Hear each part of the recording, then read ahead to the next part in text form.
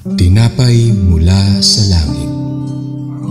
A daily morning devotion with CRC family.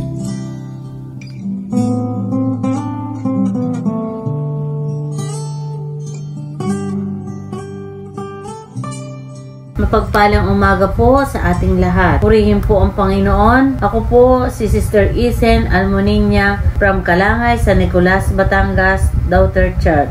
Samahan niyo po ako sa ating programang Tinapay mula sa Langit, ang pang-araw-araw nating debosyon sa salita ng Diyos. Tayo po ay manalangin. Dakilang Diyos na makapangyarihan sa lahat, sa tangay po at banal na pangalan ng iyong anak na si Kristo Jesus, at sa gabay po ng Banal na Espiritu Santo, pinupuri, pinasasalamatan ka po namin sa umagang ito. Salamat po sa buhay at kalakasan ng bawat isa. Salamat po sa pribilehiyo o pagkakataong ito na makapag-aral kami na iyong salita. Hinihiling po namin na samahan niyo po kami at bigyan ng karunungan, kaalaman upang ganap naming maunawaan ang mensaheng tatalakayin ngayong araw na ito. Ito po ang aking dalangin sa pangalan ng Panginoong Hesus. Amen.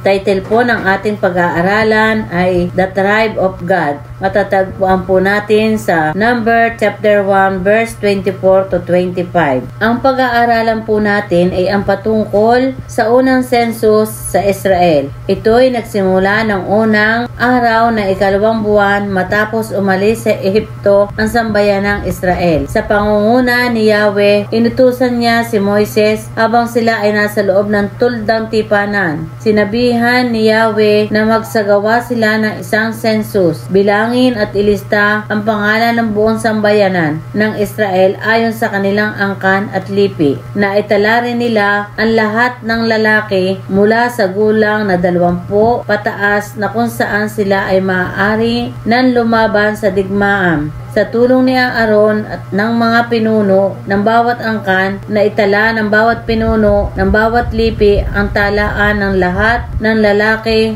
mula sa gulang na 20 pataas. Ginawa nila ito sa ilang ng Sinai.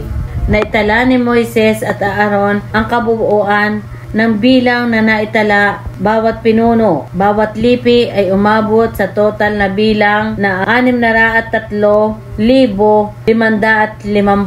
Sigad po ang una sa dalawang anak na lalaki ni Jacob at Silpa. Sigad din po ay ikapitong anak ni Jacob. Ang teksto po ng aklat ng Genesis ay maipapahiwatig nangangahulugan ng kakulangan. Ang aklat ng bilang ay nagpapahayag na ang bansang Israel ay lumago na isang malaking bansa dahil sa napakalaking bilang ng hukbong pandigma. Kaya sila ay naging malaki at matatag ay dahil sila ay pinagpala ng Diyos. Kaya tayo bilang kawal ng Diyos, kailangan din tayo maging malaki at matatag at magpakarami para pagpalain din tayo ng Panginoon. Sa Diyos po ang pinakamataas na papuri. Sa ating pong pagtatapos, samahan niyo po ako sa pananalangin. Panginoon, maraming salamat po sa mensahe na aming narinig o napag-aralan. Salamat po sa kapahayagan ng iyong salita. Dalangin ko po na ito'y tumimo sa aming puso at isipan. Magsilbing gabay namin sa pang-araw-araw naming buhay. Ito po ang aking samo at dalangin sa pangalan ng Panginoong Hesus. Amen. Maraming salamat po at mapalad po tayo na nakakabahagi ng tinapay mula sa langit. Ini-encourage po ang bawat isa na patuloy na suportahan at subaybayan ang programang ito araw-araw. Tuwing 5:30 ng umaga, pagpalain po tayo ng Panginoon. Muli, maganda at mapagpalang umaga po sa ating lahat.